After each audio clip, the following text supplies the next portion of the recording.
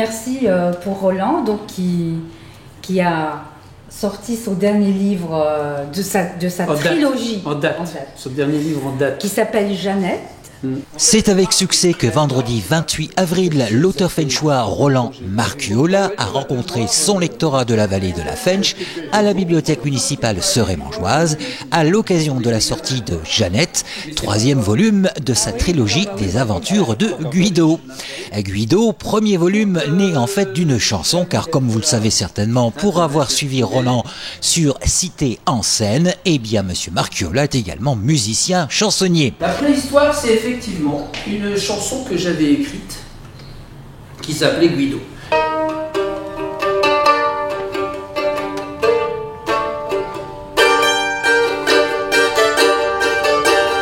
Guido veut pas voir le monde, l'a déjà vu, c'était pas mal, mais bon.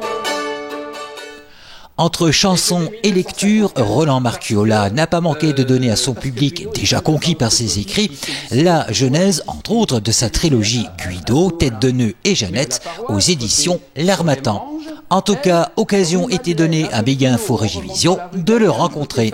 Bienvenue sur Méga Info Régivision. Aujourd'hui, nous sommes à la bibliothèque de Seray-Mangeoise. Tout à fait normal d'y trouver un de nos auteurs préférés, pour ne pas dire principal, de la vallée de la Fench, et même au-delà, au vu des prix qu'il a et du prix qu'il a récolté, à savoir monsieur Roland Marcuola. Je pourrais même dire que j'ai la chance d'avoir à mes côtés à la fois Guido, Tête de nœud, non ça pourrait être moi, et Jeannette, le tout en un. Et si nous sommes à la bibliothèque de Seray-Mangeoise, c'est que Roland vient bientôt présenter donc sa trilogie. C'est la raison pour laquelle je l'appelle amicalement souvent notre Pagnol Fenchois. Et s'il est là donc aujourd'hui face à un public qui va bientôt arriver, c'est donc bien évidemment pour présenter sa trilogie. Lui, c'était un fils de Macaroni, un vrai. Macaroni des deux côtés, père et mère Farinéo. Elle était fille de Dorifort, de bouffeur de patates, de Polac. Ça commençait comme ça. Donc c'était Jeannette qui racontait, mais pas à la première personne, elle racontait à la troisième personne. Je vais essayer de reprendre ce que Jeannette avait écrit et je vais le transformer. Et c'est ainsi qu'est né le roman. Alors Roland, on ne se réveille pas un beau matin en disant tiens je vais écrire les aventures d'un petit garçon issu de l'immigration italienne dans une vallée sidérurgique. Le nom, on peut effectivement le comprendre puisqu'il est issu d'un personnage de Cité en scène. Le reste, non. Alors comment la genèse un petit peu de cette trilogie est née? En tout cas de Guido déjà dans une première partie. Quelle histoire, c'est même plus long que ce que tu crois, parce que ça fait 20 ans que Guido existe. Il existait d'abord dans une chanson qui avait aucun rapport avec les bouquins qui ont suivi. Et puis le prénom m'a plu, je l'ai utilisé dans Cité en scène, je lui ai fait raconter plein d'histoires, et j'ai écrit un premier livre, puis un deuxième, puis un troisième, et basta. Alors, pour résumer un petit peu le 1 et le 2 en faisant le pitch, ça va donner quoi? Donc déjà un petit garçon aussi, comme je le disais, de l'immigration italienne, dont le héros est Fausto Coppi. Il est amoureux de Jeannette, on va dire que c'est la première partie, qui se finit quand même assez mal parce qu'il y a la mort de son papa. Ah, ça faut pas le dire, voilà, tu as dit un truc qu'il ne fallait pas dire. Ce qu'il faut surtout dire, c'est que Guido, d'origine italienne, tombe amoureux d'une petite Jeannette d'origine polonaise. Et tout ça ressemble fort à ce qui se passe dans cette vallée de la Fench depuis que la sidérurgie est installée. Donc italien, polonais, espagnol, portugais, algérien, marocain, tunisien, que sais-je encore, qui se croisent, qui se rencontrent, qui vivent ensemble et qui réussissent à vivre ensemble malgré certains discours fielleux, haineux que l'on peut entendre ici et là, surtout là. Et donc c'est cette histoire-là, ces histoires-là que l'on rencontre notamment dans Guido, dans Tête de nœud, la suite, et un peu moins dans Jeannette. Dans Jeannette, il est question d'autre chose. Alors dans Tête de nœud, tu parlais de l'immigration qui ont construit donc la vallée de la Fench et qui l'ont même enrichi. Tête de nœud, c'est un peu ça, mais du côté Maghreb. Exactement, puisque le meilleur copain de Guido s'appelle Mohamed. Bon, on dit Mohamed parce que ça va plus vite. Et donc, Mamed, il lui arrive une vilaine mésaventure que je ne vais pas raconter ici parce que c'est dans le livre et que je ne veux pas divulgacher. Et donc, voilà, c'est ce qui arrive à Mamed qui va entraîner le 3e tome. Notre Guido... Qui va se protéger dans le mutisme. Voilà, c'est exactement ça. Guido décide d'en finir avec les mots. Il juge que les mots l'ont trahi. Lui qui était très ami avec les mots décide donc de ne plus les utiliser parce qu'il pense qu'ils sont piégés. Donc il se réfugie dans le mutisme. Et le 3e tome, Jeannette, c'est cette aventure qui va amener les deux personnages, Jeannette et Guido, jusqu'en Meuse, jusqu'aux Éparges, et Jeannette va essayer de faire retrouver le goût des mots, le goût de la parole à Guido. Va-t-elle y réussir? Ça, on ne sait pas. Alors, est-ce qu'on peut appeler ça comme une sorte de voyage initiatique ou en langage cinématographique un road movie? Alors oui, on peut dire que c'est presque un road movie.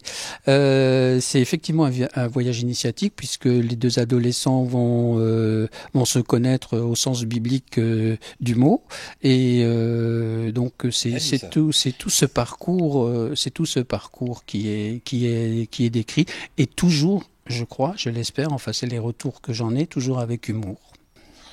Alors, je ne sais pas pourquoi, 4e de couve, ton éditeur prévient que le style a quelque peu changé concernant Jeannette. Je vais dire, évidemment, puisqu'il s'agit d'un personnage féminin, mais en vrai, on reconnaît parfaitement le style marcuolesque, on va dire, le punchliner littéraire et le goût millimétré, pratiquement au cordeau en ce qui concerne les dialogues.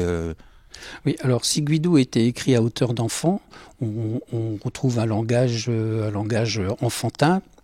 Alors évidemment, les enfants ne parlent pas vraiment comme ça, mais il fallait donner cette touche enfantine. Dans Tête de nœud, les enfants ont grandi, ils ont 15-17 ans.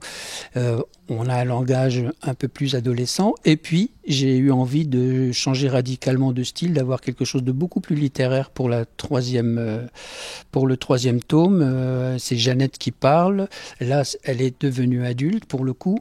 Mais c'est vrai qu'on ne se refait pas et qu'il y a peut-être ici et là des tics d'écriture qui peuvent ramener toujours au même auteur. Moi, j'espère avoir fait 3 livres relativement différents. Il était important pour moi de faire en sorte de ne pas refaire éternellement le même livre. C'est la raison pour laquelle j'ai eu envie de quitter Guido, au moins momentanément, pour partir sur quelque chose de complètement différent. Alors, est-ce que c'est véritablement la fin de la trilogie, puisque ça s'appelle trilogie, ou y a-t-il 3 petits points? Alors, j'adore les fins ouvertes. J'ai fait une fin on ne peut plus ouverte. On ne sait pas ce qui se passe après. Pour moi, là, aujourd'hui, 28 avril 2023, j'en ai fini avec Guido. Je pense que j'ai terminé. Mais, sait-on jamais. J'ai appris récemment que Daniel Pénac, qui avait dit il y a maintenant plus de 10 ans qu'il en avait fini avec sa série des Malocènes, vient d'en sortir un. Donc, on ne va pas injurier l'avenir. Pour l'instant, j'en ai fini avec Guido. Je suis passé à autre chose. Mais sait-on jamais. Justement, alors Guido et Tête de nœud t'ont rapporté un prix. Est-ce que tu peux nous en parler? Te voilà ambassadeur culturel et ambassadeur de l'amitié franco-italienne. De quel prix s'agit-il et où as-tu eu l'honneur de le recevoir? Alors là, je suis tombé de l'armoire parce que je ne m'attendais pas du tout à cela. C'est un prix qui m'a été décerné par une association franco-italienne de la région parisienne, le Cercle Leonardo da Vinci. Donc qui n'a rien à voir avec la sidérurgie, mais les gens se sont absolument reconnus dans le parcours du petit garçon, dans sa façon de vivre, dans cette façon de vivre des Italiens de la 2e, de la 3e génération, et m'ont donc décerné ce prix. Et j'ai eu le grand honneur de recevoir ce prix dans les salons de l'Assemblée nationale, en présence de députés, de sénateurs, de la consul d'Italie. Et donc j'ai été particulièrement fier et honoré non seulement de recevoir ce prix, mais de pouvoir y faire un petit discours sur les vertus de la République, sur cette République qui nous a permis à nous, enfants et petits-enfants d'immigrés, d'apprendre le français, d'être complètement intégrés, comme on dit, et de pouvoir bénéficier de la culture, et puis de cet ascenseur social qui manque tellement aujourd'hui à certaines personnes. Félicitations à toi et félicitations également, bravo pour le discours que tu as mené là-haut. Rassure-moi Roland, tu peux encore mettre les chaussures, oui. J'ai beaucoup de mal. J'ai beaucoup de mal. Pas plus tard que cet après-midi, je demandais à mon épouse d'aller acheter des chausse-pieds car je ne parvenais plus à rentrer dans mes chaussures. Alors Marie-Noëlle via le Républicain, Marie-Noëlle, la capitaine de la bibliothèque de Seremange-Erzange, a promis que tu allais servir au public quelques anecdotes, donc les retours de ton lectorat. Est-ce que tu peux nous en livrer une des retours de lecture qui sont, j'imagine, un peu plus favorables lorsqu'ils te le voient à un salon ou à un autre? Alors le plus beau retour que j'ai eu, je dirais même les plus beaux retours, parce que c'est quelque chose qui m'est revenu plusieurs fois, c'est que figure-toi que j'ai écrit des livres qui font du bien textuellement. Donc je vais te dire que quand un lecteur, une lectrice te dit votre livre fait du bien, oh, on sait pourquoi on s'est levé le matin.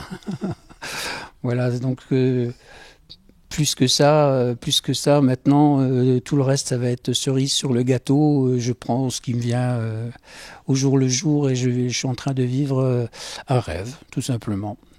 Donc depuis ça, ton éditeur a négocié avec la sécurité sociale afin que les 3 volumes soient remboursés, donc. Écoute Roland, blague à part, pour nos amis qui regardent cette émission, est-ce que tu peux nous donner quelques éléments sur la suite de tes aventures livresques? Bon, j'ai bien compris qu'il va y avoir une pause Guido, laquelle sera vers quoi? Quel type d'histoire tu t'orientes? À nouveau le théâtre ou un roman, une histoire? Alors les deux en général. Donc je viens de terminer un roman dont je ne vais rien dire pour l'instant parce que je pourvis. Non, mais c'est parce que je ne suis pas superstitieux du tout, mais ça porte malheur. Donc non, c'est parce que je trouve l'idée très originale et puis j'ai pas trop envie qu'on vienne me la piquer avant. C'est prétentieux ce que je dis là. Non, mais c'est quelque chose qui me tient tellement à cœur. J'attends de savoir avant d'en parler que si le livre sortira réellement. Alors, roman théâtre, tu m'as dit les deux en général. Alors, en théâtre, je suis en train de monter deux spectacles que j'ai écrits. Le premier s'appelle Comme une chanson. Il s'agit d'une pièce qui fait référence à la chanson Ces gens-là de Brel. J'ai pris les personnages de la chanson je suis parti de ce qu'ils sont dans la chanson et voilà, je les ai emmenés là où je pensais qu'ils allaient. Voilà, j'ai essayé de dépeindre les personnages, d'en dire plus qu'il n'y avait dans la chanson. Alors, certains n'y retrouveront pas la chanson de Brel.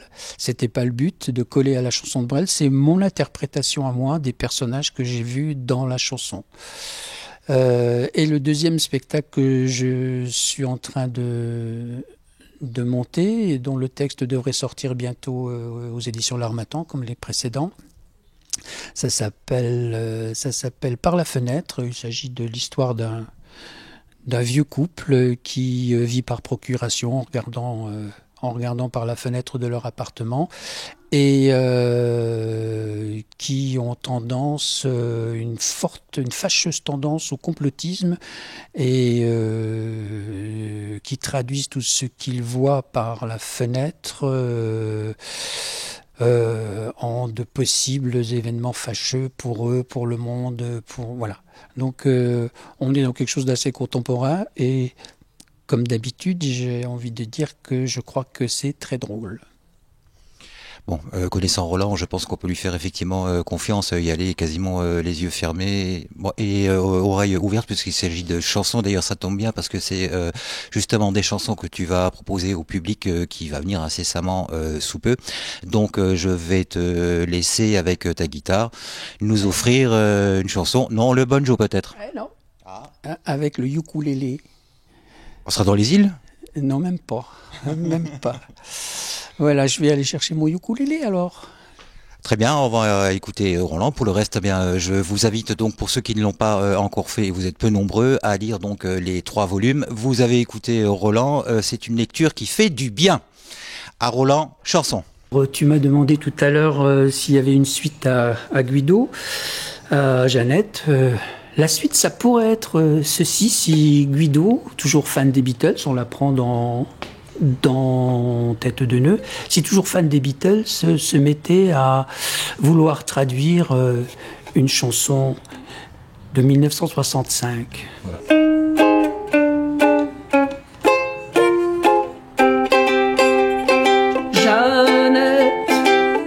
Pépette sont des mots qu'ensemble ils sont très chouettes. Ma Jeannette, Jeannette, Pépette, these are words that go together chouette. My Jeannette, I love you, I love you, I love you. That's all I want to say.